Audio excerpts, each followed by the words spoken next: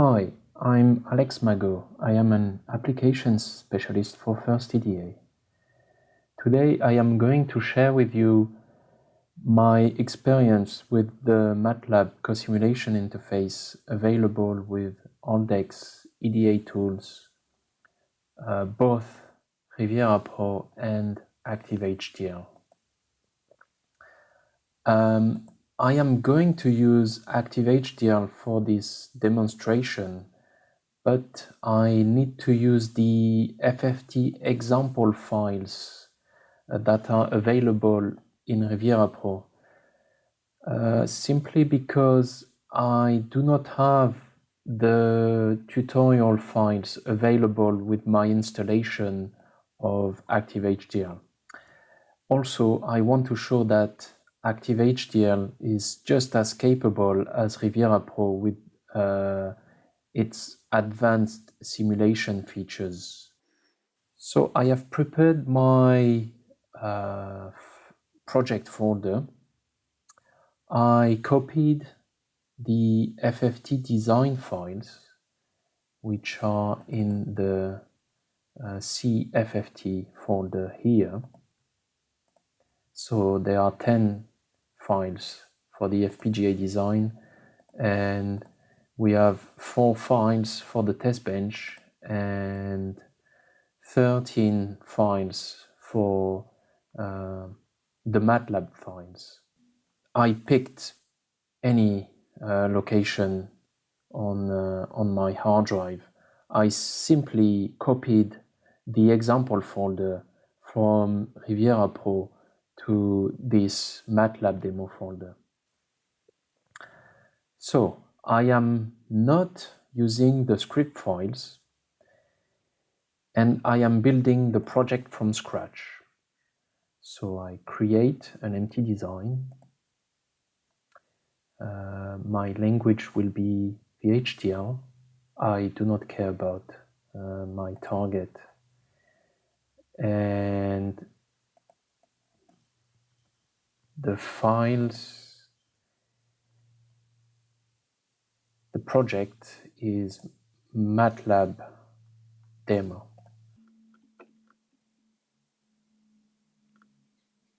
So here it is, the project file, MATLAB demo.adf.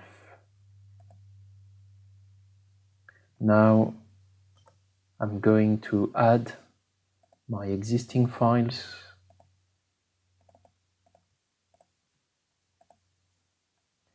And I also need to add the test bench files, which are here.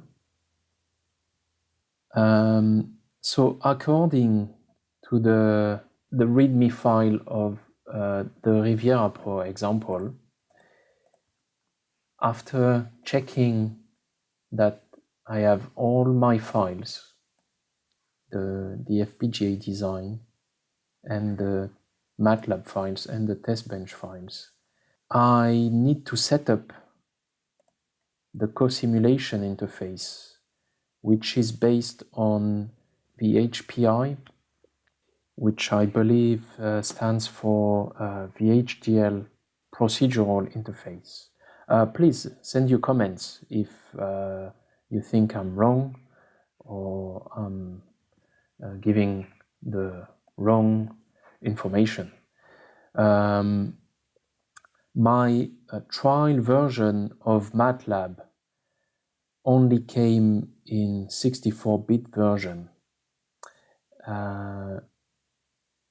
and which means if I want to set up my interface and using my 32-bit version, it is going to show this error message here.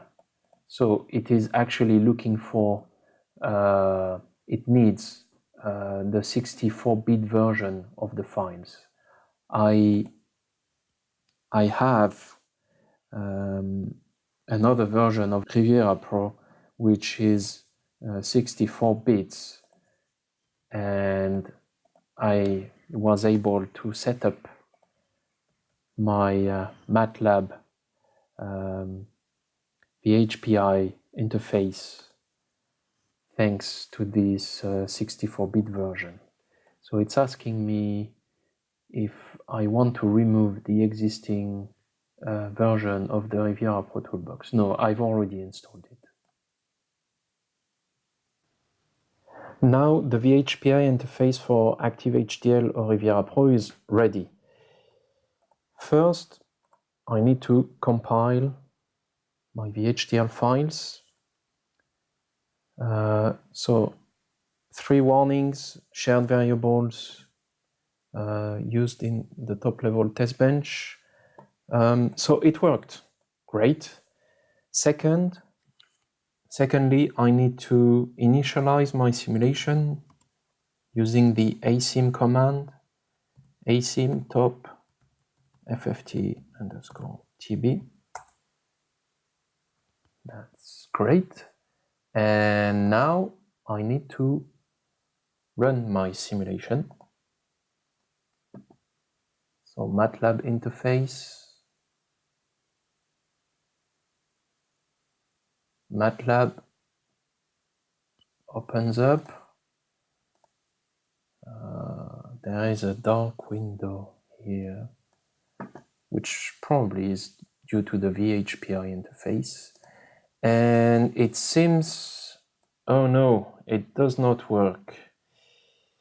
I know what I did, or rather what I didn't do. If we look here, there is this variable mfiles path. So I need to set this variable set mfiles, the MATLAB files path, and in my case they are here in my MATLAB demo folder.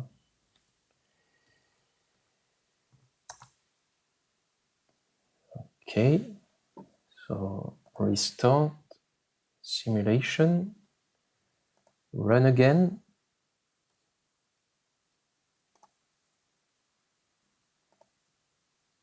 It works.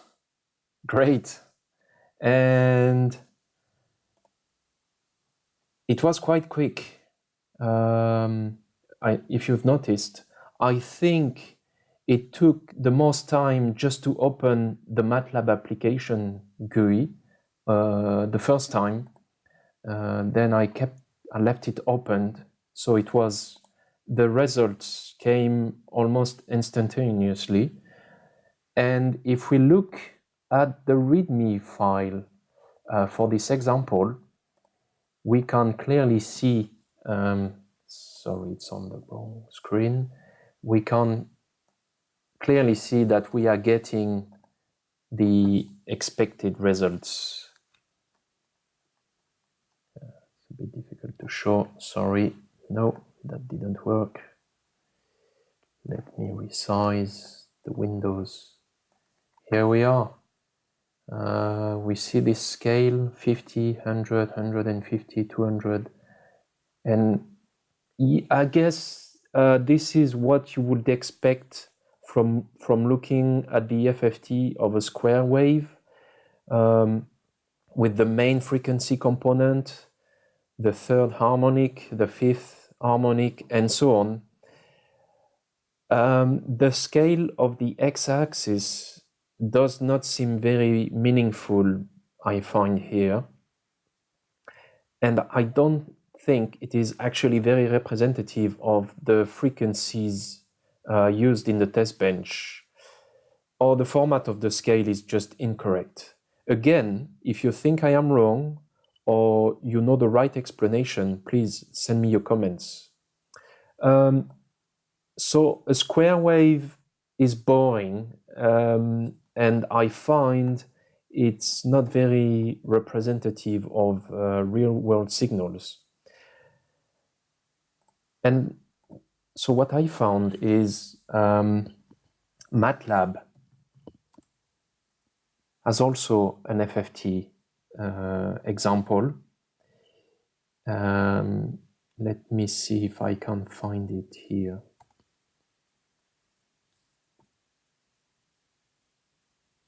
FFT for spectral analysis. So here we are. So it is about generating a signal X containing sine waves at 50 and 120 Hertz.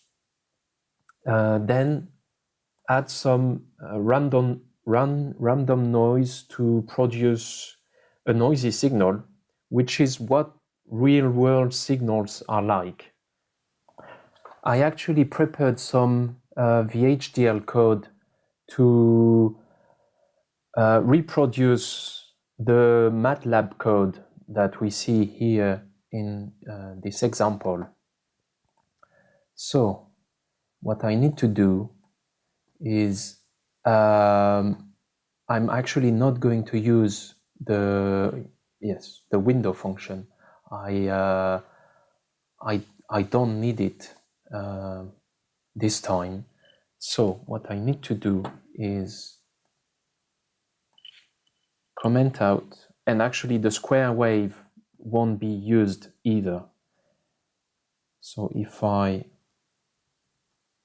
comment here, so let me just show you what I've done.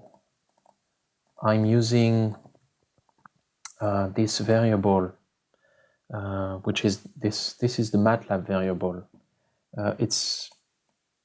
It's just going to be a constant value.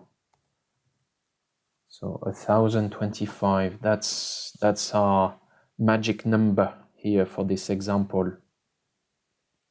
And what I'm also going to do is put this here, actually.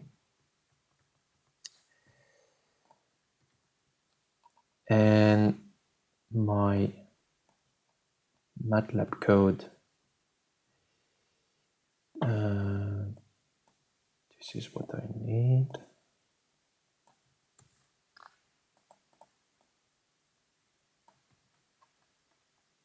So let's see what I've done. So I'm using this constant just to be able to recreate the 50 Hertz frequency on the time scale that I'm using in the test bench, and the time scale is my my clock. So I have to do this division here by 1025. This is the X signal, just like in the MATLAB example here, this signal. Then I've got this Y signal, which is the noisy signal. My round index, and if I'm not, I think I still have to add one more line here. So index, so this counter here is passed to MATLAB via this MATLAB variable index. My index here is just a constant. Sorry for the confusion. And there it is. I think it should work. Let's have a look. Compile. 0 errors, 3 warnings. Yes, not a problem. It is because of the shared variables. So if first we recompile and then we restart the simulation. Yes, Active-HDL is still happy, And now we run the simulation. Maybe I will close the figures. I'll leave the MATLAB GUI opened. Run. There it is. The result. Ah, no, I made a mistake. I'm sorry. This is not what I wanted. Well, let's have a look anyway. Let's have a look. So this, again, the figures are on the wrong side. So this is just as before, except we haven't got the Hamming window function applied to our square wave signal.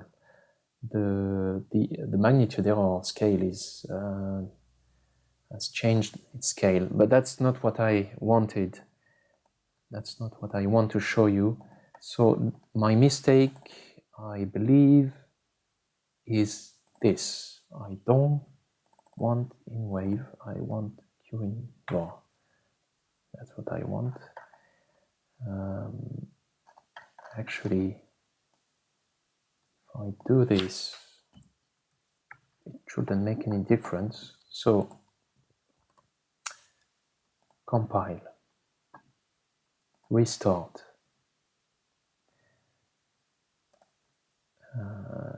and run. Here we are. That's exactly what I wanted to show you. The input signal looks very much like a real-world RF signal, and the FFT Vhdl design from OpenCores, by the way, works great. It has extracted the two sine wave frequencies visible here on the frequency domain. This time we actually see some noticeable differences between the MATLAB FFT and the Vhdl FFT, which I believe is probably due to typecasting, because Vhdl is inherently fixed point and MATLAB uses by default 64-bit floating point numbers.